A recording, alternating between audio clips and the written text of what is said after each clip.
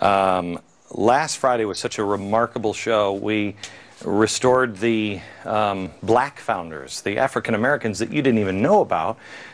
Just before we started the program, they whispered in my ear that we were #1 in all of cable news last Friday. There is a great hunger for the truth in America and the restoration of that truth.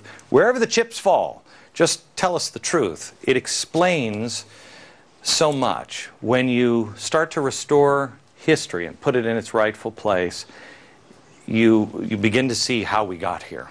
And it's kind of, I mean, was anybody else watch this last Friday, and were you kind of upset that you were like, what the hell, how did this even happen to us? Okay, tonight we're going to talk a little bit about my second favorite founder, Benjamin Franklin.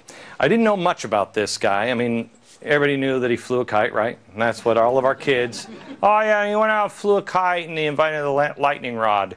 You might have known that he was an ambassador, right? Did you know he was a spy? I didn't know he was a spy. He's the guy with the militia. He did the first political cartoon in America. Did you know that? I mean, this guy was truly, truly amazing. So tonight we're going to learn about Ben Franklin. If Ben Franklin were a politician, they'd kill him today. He would be the poster child. Anybody who thinks that I'm a hate-mongering conservative, oh, you haven't met him yet. There's no way Ben Franklin could ever run for office and win. This guy was loved all around the world. He could have run in France and won. I don't know about England. For a while there, maybe, but then they were afraid of him because he was amazingly powerful and wildly smart. Imagine for a moment what would happen to a politician, especially a conservative, if he said this about the poor and poverty. Look at this. I think the best way of doing good to the poor is not making them easy in poverty, but leading or driving them out of it. In my youth, I traveled much. I observed in different countries that the more public provisions were made for the poor, the less they provided for themselves and, of course, became poorer. And on the contrary, the less that was done for them, the more they did for themselves, and they became richer. That only makes sense. The more you do for somebody else, the less they're going to do for themselves. Media matter, you know, geeks dream of quotes like this from a politician. They're just like, oh, please say something about the poor and how you want to make them uncomfortable. But it's true. Today, all it takes to be labeled a hate monger is proposing a smaller budget, which is still an increase, smaller than the increase from the other guy. You're a hate monger. Yet here is Ben Franklin advocating that doing less for the poor is better. Even if you agree, that probably sounds radical, but it wasn't.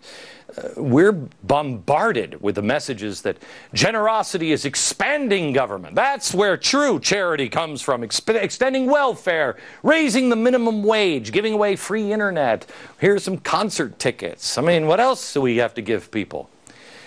But Franklin's ideas were not, at least most of them, were not radical. They were common sense. Some of them were radical. I mean, the cure for us today is to have just a little bit of the common sense and what would seem radical. No politician would say something like, make the poor uncomfortable. But he's right. Big government never lifts anybody out of poverty. It creates slaves, people who are dependent on the scraps from the government. The handouts. Uncle Sam can't lift you out of poverty. That's up to you to do. I mean, as far as I'm concerned, Uncle Sam is wearing striped pants for a reason. The guy should be in prison.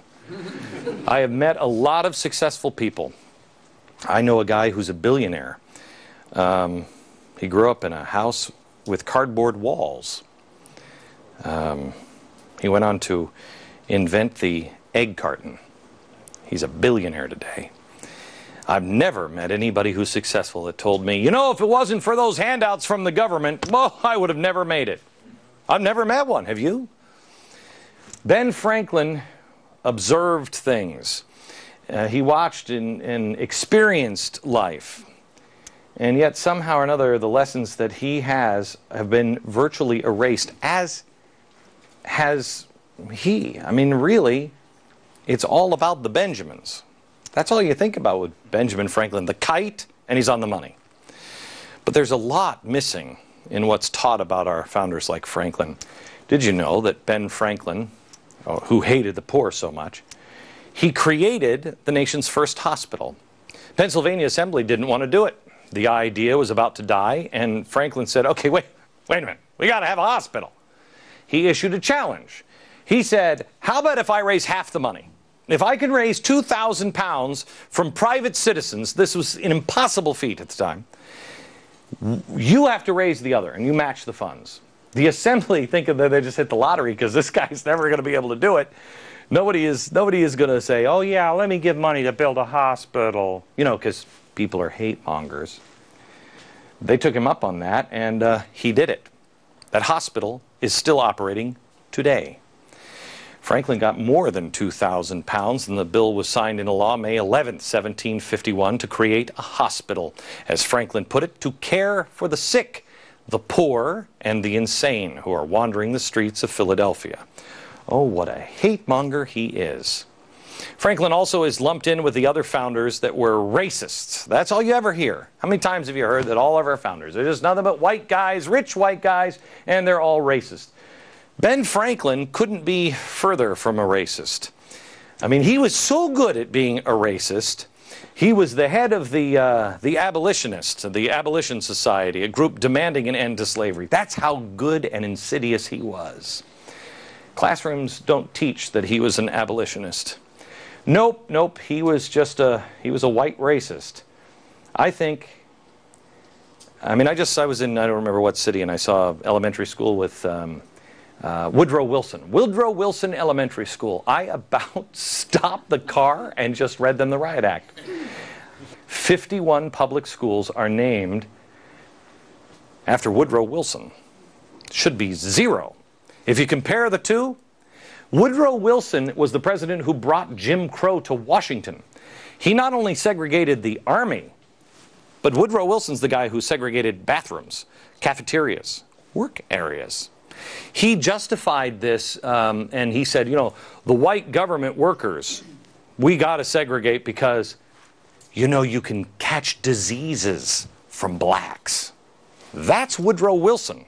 And yet we're still building schools named after Woodrow Wilson, the progressive. The president of Princeton turned black applicants away because he thought that their desire for education was unwarranted. Tonight we're going to give you a look at Benjamin Franklin you were never taught about in school. Was he perfect? No. No, he wasn't. I want to know from our guest if he actually sat in the window naked. Do you guys know? Did he sit in? He did? Don't look directly at it. Woof. Franklin proved that a private citizen could indeed effect change. Besides the hospital, he also started the first library, the lending library. That was his idea. After a massive fire ravaged the city of Philadelphia in 1730, he helped establish the first volunteer fire company in America. When the government refused to act against the threat from the French and Indian Wars, he printed The Plain Truth and went door to door organizing the first militia in America. In short order, he had 10,000 members in his militia. He's a hate monger. They nominated him to be a colonel, but he declined. Benjamin Franklin. He defined Americanism. He did. He was, I don't even know, Bill Gates and Steve Jobs and who's the really smart guy, black holes and baby universes, Stephen Hawking, all rolled up into one. Innovation, personal responsibility, self-improvement, pull yourself up, rooted in common sense. If this man were alive today, boy, he'd be pissed off at us. He'd be the grumpiest of grumpy old men, and with good reason, because we're not using common sense. Today we restore the history of one of the greatest Americans to live. And I'm joined by James Sroads. He is the author of Franklin, the Essential Founding Father. How are you, sir? Good to see you. Good to see you. And of course, Larry Schweikart, he is the author of a brand new book, 7 Events That Made America